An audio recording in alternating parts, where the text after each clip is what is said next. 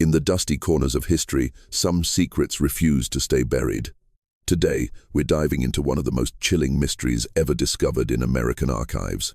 A wedding photograph that would shake the foundations of everything we thought we knew about love, death, and the desperate lengths people will go to preserve what they've lost.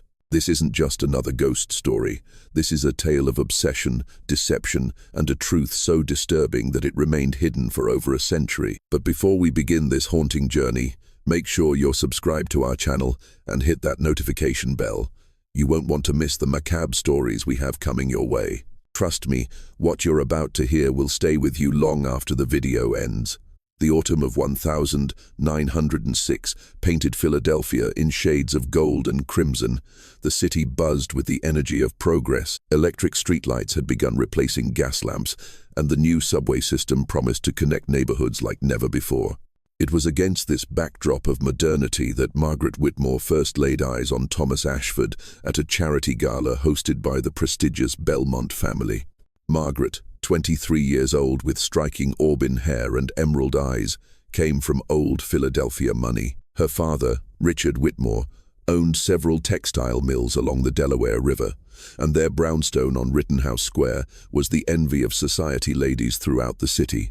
She had been educated at the finest finishing schools and spoke French fluently, yet beneath her polished exterior lay a restless spirit that yearned for something more meaningful than the endless cycle of tea parties and social obligations.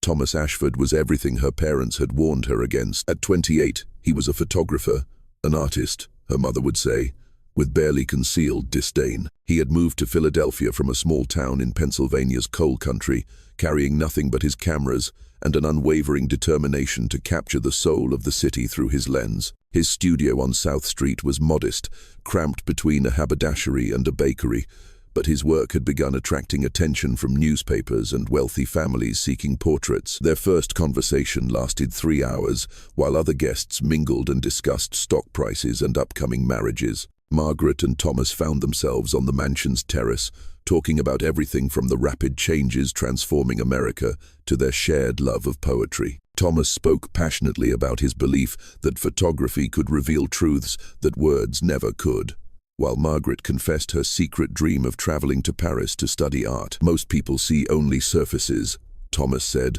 his dark eyes intense in the lamplight. "They look at a photograph and see a moment frozen in time, but I believe the camera can capture something deeper, the essence of a person, their hopes, their fears, even their secrets." Margaret felt something shift inside her chest, a recognition she had never experienced before. "And what do you see when you look at me?" Thomas studied her face carefully, as if committing every detail to memory. "I see someone who's been waiting her whole life to truly live." The weeks that followed were a whirlwind of stolen moments and secret meetings. They would rendezvous in Independence Hall, where Margaret would pretend to be researching historical documents, while Thomas captured the interplay of light and shadow through the ancient windows.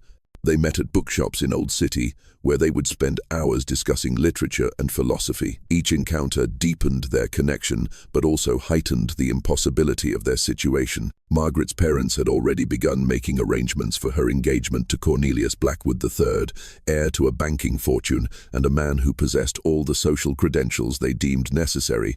The announcement would be made at Christmas, they informed her, and the wedding would take place the following spring. "I won't marry him," Margaret declared during a tense dinner at the family's dining room table.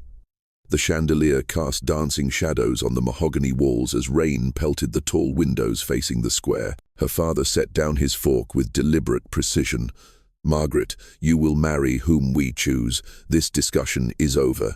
I'm in love with someone else." The silence that followed was deafening. Her mother's face went pale, while her father's cheeks flushed with anger. "With whom?" her mother whispered. "Thomas Ashford. He's a photographer, and he's the most honorable man I've ever known." Her father's laugh was cold and bitter. "A photographer? Margaret, you've lost your mind. This infatuation ends now. You will not see this man again, and you will marry Cornelius Blackwood as planned." That night, Margaret lay in her four-poster bed, staring at the ceiling and listening to the wind howl through the bare branches outside her window. The walls of her childhood room, once a sanctuary, now felt like a prison. The rose-patented wallpaper seemed to mock her, and the portrait of her grandmother, a woman who had married for duty rather than love and lived a life of quiet desperation, watched her with knowing, sorrowful eyes. She made her decision before dawn broke over the city. The next evening, Margaret slipped out of the house while her parents attended the opera. The October air was sharp with the promise of winter, and gas lamps created pools of yellow light along the cobblestone streets. She found in his studio, developing photographs in the cramped, dark room behind his main workspace. "We have to leave Philadelphia," she said without preamble. Tonight, Thomas emerged from the dark room, his hands stained with chemicals, his face etched with concern. "Margaret, what's happened?" She told him everything about the arranged marriage, about her parents' threats to cut her off completely if she defied them, about the impossible choice she faced between family and love. "I have some money saved," Thomas said quietly. "Not much, but enough to get us to New York. I have contacts there, people who might hire me. I have jewelry I can sell. My grandmother's diamonds alone would support us for months." They spent the rest of the night planning their escape. Thomas would finish his current commissions, collect his equipment, and meet her at 30th Street Station the following Tuesday. They would take the morning train to New York and start a new life together, free from the constraints of Philadelphia society. But freedom, Margaret would soon learn, came with a price neither of them had anticipated. Tuesday morning arrived grey and drizzling, the kind of weather that seeped into bones and made everything feel heavy with foreboding. Margaret had packed a single suitcase with her most practical clothes and hidden her jewelry in a leather satchel. She left a letter for her parents, explaining her decision and begging their forgiveness, though she knew it would likely be years before they could even speak her name without rage. The train station buzzed with activity, businessmen reading newspapers, families with children heading to visit relatives, vendors selling coffee and pastries. Margaret found a bench near the departure board and waited, her heart pounding with equal parts excitement and terror. This was it, the moment that would define the rest of her life.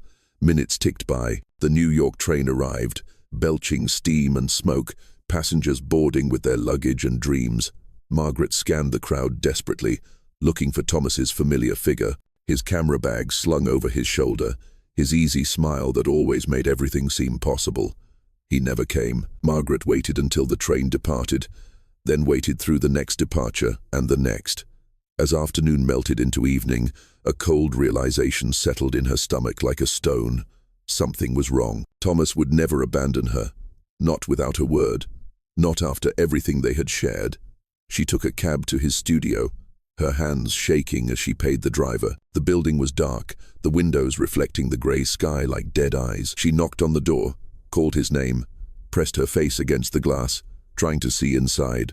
Nothing. Mrs. Chen, the elderly woman who ran the bakery next door, emerged from her shop with flour dusting her apron. "You looking for the photographer?" she asked in accented English. "Yes." "Thomas Ashford. Have you seen him today?" Mrs. Chen's expression grew troubled. "Police came yesterday night, took him away." Margaret's world tilted on its axis. "Police?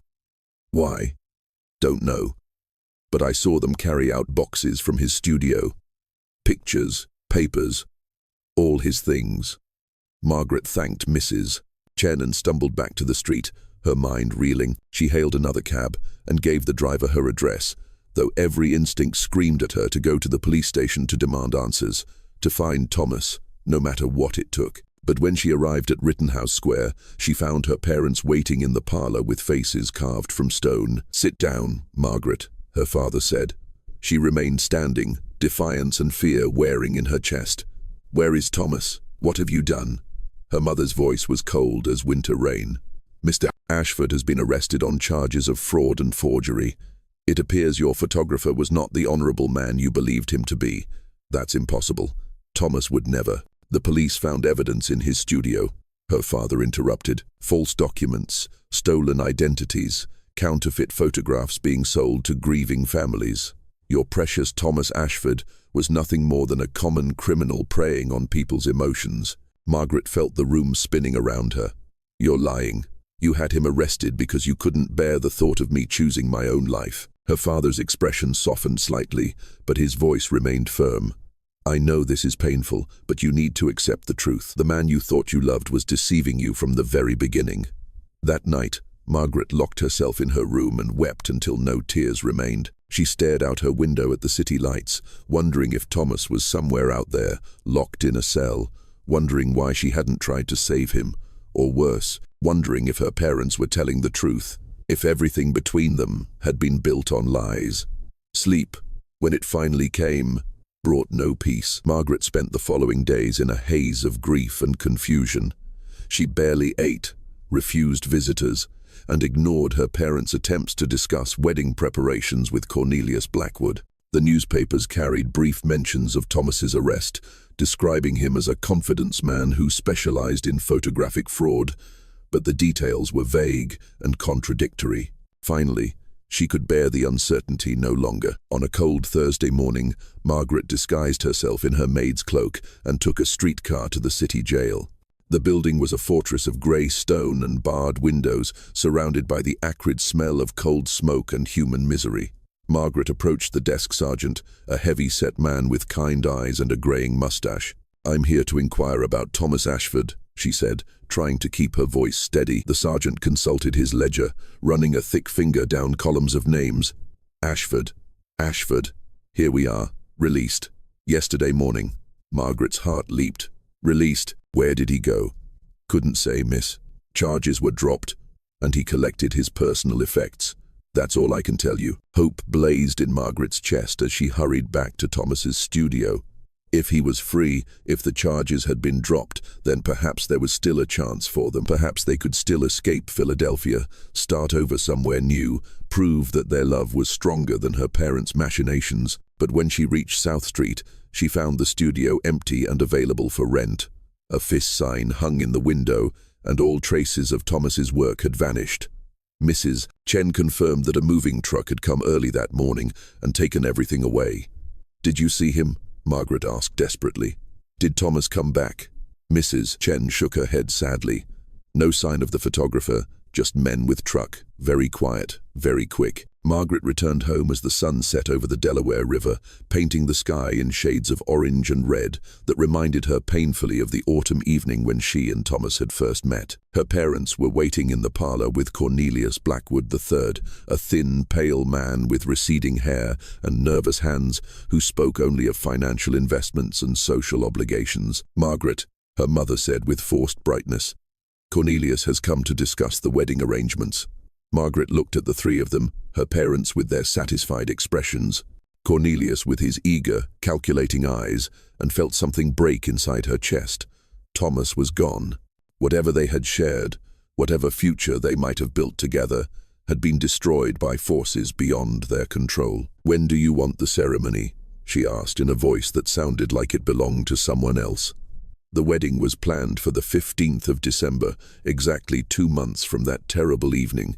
Margaret went through the motions like a sleepwalker. Fittings for her dress, tastings for the reception menu, meetings with the florist and the musicians. She smiled when appropriate, nodded when expected, and spoke only when directly addressed. But inside, she was dying by degrees. November passed in a blur of grey skies and early snow. Margaret's appetite vanished entirely, and her wedding dress had to be taken in twice as her body grew thin and frail. Dark circles appeared under her eyes, and her once lustrous hair became dull and brittle. Concerned friends attributed her deterioration to pre-wedding nerves. While her parents assured each other that marriage would restore her spirits, they were all wrong. On the morning of the 10th of December, 5 days before her scheduled wedding, Margaret collapsed in the parlor while reviewing seating arrangements with her mother. She was rushed to Pennsylvania Hospital where Dr. James Morrison, the family physician, diagnosed acute pneumonia, complicated by severe exhaustion. "She's been under tremendous strain," Dr. Morrison explained to Margaret's parents in the hospital corridor. "Her body simply couldn't cope any longer. I'm afraid her condition is quite serious." Margaret drifted in and out of consciousness for 3 days, her fever spiking and falling like ocean tides. In her delirium, she called out for Thomas, begging him to wait for her, promising that she would find a way to escape. Her parents took turns sitting by her bedside, watching helplessly as their daughter battled forces they couldn't understand or control. On the evening of the 13th of December, Margaret's fever broke. For a brief, shining moment, her eyes cleared. and she seemed almost like herself again. "Mother," she whispered, her voice barely audible. "I'm here, darling. Tell me the truth about Thomas, please. I need to know." Margaret's mother looked toward the door where her husband stood with shoulders slumped in defeat. They had succeeded in separating their daughter from the man they deemed unsuitable, but the victory felt hollow now, meaningless in the face of Margaret's suffering. The charges against him were false. Her mother admitted quietly. "Your father? He arranged for evidence to be planted in the studio." Thomas was released when his lawyer proved the documents were forgeries. Margaret closed her eyes, and a single tear rolled down her pale cheek. "Where is he now?" "He left Philadelphia. We don't know where he went." For a long moment, Margaret was silent. Then she opened her eyes and looked directly at her mother. "I won't live to see my wedding day." Her mother started to protest, to offer reassurances about recovery and future happiness. But something in Margaret's expression stopped the words in her throat. Margaret died the following morning, the 14th of December, 1906, one day before her scheduled wedding to Cornelius Blackwood III. The cause of death was listed as pneumonia, but those who knew her best understood that Margaret Whitmore had died of a broken heart, crushed under the weight of a love that society had deemed impossible and parents had destroyed in the name of propriety. The funeral was held 3 days later at St. Peter's Episcopal Church, the same venue where Margaret's wedding was to have taken place. White ties replaced red roses, and mourning hymns echoed where wedding marches should have played. The irony was lost on no one, least of all Margaret's parents, who had to live with the knowledge that their actions had contributed to their daughter's death. But Richard Whitmore was not a man who accepted defeat easily, even in the face of such overwhelming tragedy. In his grief and guilt, he conceived of a plan that was both touching and deeply disturbing, a final gesture of love and redemption that would haunt his family for generations to come. 2 days after Margaret's funeral, Richard Whitmore sat in his study, surrounded by his daughter's belongings, her books, her jewelry, her letters, and the wedding dress that would never be worn. The December wind rattled the windows, and the fire in the hearth cast dancing shadows on the Persian rug where Margaret had once played as a child. A knock at the study door interrupted his brooding. His butler, Stevens, entered with a calling card on a silver tray. "A gentleman to see you, sir," says he knew Miss Margaret. Richard looked at the card and felt his blood turn to ice. Thomas Ashford had returned to Philadelphia. "Show him in," Richard said quietly. Thomas entered the study looking haggarded and worn, his clothes travel-stained, his face etched with grief. He had obviously heard about Margaret's death, and the pain in his eyes was unmistakable. "Mr. Whitmore," Thomas began, his voice with emotion, "I came as soon as I heard. I know you blame me for what happened to Margaret, and perhaps you're right, but I loved her more than my own life, and I need you to know that." Richard studied the younger man for a long moment, seeing not the fortune hunter he had imagined, but a fellow human being destroyed by love and loss. "Sit down, Mr. Ashford." Thomas took the chair across from Richard's desk, his hands clasped tightly in his lap.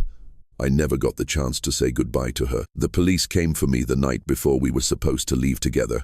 By the time I was released and the charges were dropped, I was too late." "The charges were false," Richard admitted. "I arranged for evidence to be planted in your studio. I convinced myself I was protecting my daughter, but I see now that I destroyed the only chance she had for happiness." Thomas stared at him in shock. You had me arrested?" "Yes, and I've been living with the consequences of that decision every moment since Margaret died." Richard stood and walked to the window, looking out at the square where his daughter had once played. "She died believing you had abandoned her. She never knew the truth." The silence that followed was heavy, with shared grief and regret. Finally, Thomas spoke. "Is there any way I can honor her memory?" Richard turned back to face him, and Thomas was startled to see tears in the older man's eyes. "There is something. It may sound strange, even disturbing, but I believe it's what Margaret would have wanted." Richard explained his plan. Margaret's wedding dress hung untouched in her closet, along with all the preparations that had been made for the ceremony. The church was still available, the photographer still hired, the flowers still ordered. Richard proposed that Thomas marry Margaret in death, giving her the wedding she had been denied in life. "I know how it sounds," Richard said, "but Margaret died believing she would never be your wife. This would be my gift to her, and perhaps my only chance at redemption. Thomas was quiet for a long time, wrestling with the implications of what Richard was suggesting. It would be macabre, certainly, and possibly even illegal. But as he thought about Margaret, about the love they had shared, and the future that had been stolen from them, he found himself nodding. "I'll do it," he said simply, "for Margaret." The arrangements were made in absolute secrecy. Dr. Morrison, the family physician, was sworn to silence and agreed to prepare Margaret's body for the ceremony. The funeral director, a discreet man who had served the Whitmore family for decades, arranged for Margaret to be temporarily removed from her crypt. Only a handful of people would be present: Richard, his wife Elizabeth, Thomas, Dr. Morrison, and a minister who owed Richard significant favors and could be trusted to perform the ceremony without questions. On the 20th of December, 6 days after Margaret's death, the secret wedding took place in the Whitmore family parlor. The room was decorated with white roses and candles, creating an atmosphere that was both beautiful and deeply unsettling. Margaret, dressed in her wedding gown and positioned carefully in a chair, looked peaceful, almost as if she was simply sleeping. Thomas stood beside her, wearing his finest suit, his hand gently resting on hers. The minister performed an abbreviated ceremony, speaking in hushed tones about love that transcended death and unions that existed beyond the physical realm. When the time came for Thomas to kiss his bride, he leaned down and pressed his lips softly to Margaret's forehead. The ceremony was photographed at Richard's insistence by a professional photographer who had been paid handsomely for his discretion. The resulting images captured a scene that was simultaneously tender and horrifying. A living man marrying a dead woman. Love and death intertwined in ways that challenged every social convention and moral boundary. After the ceremony, Margaret's body was returned to her crypt, and the secret was buried with her. Thomas left Philadelphia the following day, taking nothing with him but the wedding photograph and the memory of a love that had proved stronger than death itself. Richard Whitmore lived with his secret for 37 more years. On his deathbed in 1943, he confessed everything to his son Robert, passing on the responsibility of keeping the family's darkest secret. The confession was written down, sealed in an envelope, and placed in the family safe, along with the wedding photograph and other documents from that terrible winter of 1906. The secret passed from father to son through 3 generations of Whitmore, each man sworn to protect the family's reputation and honor Margaret's memory. But secrets, like all buried things, have a way of eventually surfacing. In 1982, the last direct descendant of Richard Whitmore died childless, and the family estate was donated to the Philadelphia Historical Society. Among the thousands of documents, photographs, and artifacts that made up the Whitmore collection was a sealed envelope marked for the family archive only, not to be opened. Dr. Sarah Chen, a historian specializing in Victorian-era Philadelphia society, was cataloging the collection when she discovered the envelope. Her curiosity piqued by the unusual instructions, she decided to open it despite the family's wishes. Inside, she found Richard Whitmore's written confession along with several photographs from Margaret's funeral and the secret wedding ceremony. The images were haunting, particularly the formal wedding portrait showing Thomas and Margaret posed as bride and groom, Margaret's lifeless but peaceful expression contrasting sharply with Thomas's obvious grief. Dr. Chen spent months researching the story, cross-referencing newspaper accounts, hospital records, and church documents. Everything Richard had written checked out: Margaret's death from pneumonia, Thomas's arrest on false charges, the cancelled wedding, even the involvement of Dr. Morrison and the funeral director. The discovery sent shockwaves through the historical community. Here was documented evidence of one of the most unusual and disturbing ceremonies in American history, a wedding between the living and the dead, motivated by love, guilt, and a father's desperate attempt at redemption. The story became the subject of academic papers, documentary films, and countless discussions about the nature of love, death, and the extremes to which grief can drive human behavior. The wedding photograph, with its impossible juxtaposition of life and death, became one of the most analyzed images in American photographic history. But perhaps the most haunting aspect of the story was what happened to Thomas Ashford after he left Philadelphia. Dr. Jen's research revealed that he had traveled to California, where he continued working as a photographer under an assumed name. He never married, never spoke of his past, and died alone in 1,954 a small studio apartment in San Francisco. Among his belongings, investigators found hundreds of photographs he had taken over the decades, landscapes, portraits, street scenes from across the American West. But displayed prominently on his desk was a single framed photograph, his wedding portrait with Margaret Whitmore, taken on the 20th of December, 1906, 6 days after her death. On the back of the photograph in Thomas's handwriting was a simple inscription: "My beloved wife Margaret, united in death, separated by life, together again in eternity." The story of Margaret Whitmore and Thomas Ashford challenges everything we think we know about love, loss, and the boundaries between life and death. It reveals the desperate lengths to which people will go when faced with impossible choices, and the ways in which guilt and grief can drive human behavior beyond all rational limits. The wedding photograph from 1906 remains in the Philadelphia Historical Society's archives, a testament to a love story that began with hope and ended in tragedy. Visitors who see it often report feeling deeply unsettled, not just by the macabre nature of the image, but by the palpable sense of love and loss that seems to emanate from the frame itself. Margaret Whitmore died at 23, never knowing that the man she loved had not abandoned her, that he had been willing to risk everything for their future together. Thomas Ashford lived for nearly 50 more years, carrying the weight of their thwarted love and the memory of a wedding that should never have been. Their story serves as a reminder that love in all its forms can be both beautiful and terrible, capable of inspiring acts of great tenderness and disturbing extremes. It shows us that the human heart, when pushed beyond its limits by loss and regret, can conceive of solutions that challenge our deepest moral convictions, while simultaneously touching something profound in our understanding of devotion. The photograph endures as physical evidence of a moment that existed outside the normal boundaries of life and death, a frozen instant that captured not just two people, but the complex intersection of love, grief, social pressure, and human desperation that defined an entire family's tragic fate. In the end, Margaret Whitmore got her wedding and Thomas Ashford got his bride, but the price paid for that moment of union, captured forever in a single haunting photograph, serves as a cautionary tale about the dangerous territory where love and obsession meet, and the terrible beauty that can emerge when human hearts refuse to accept the limitations that death imposes on the living.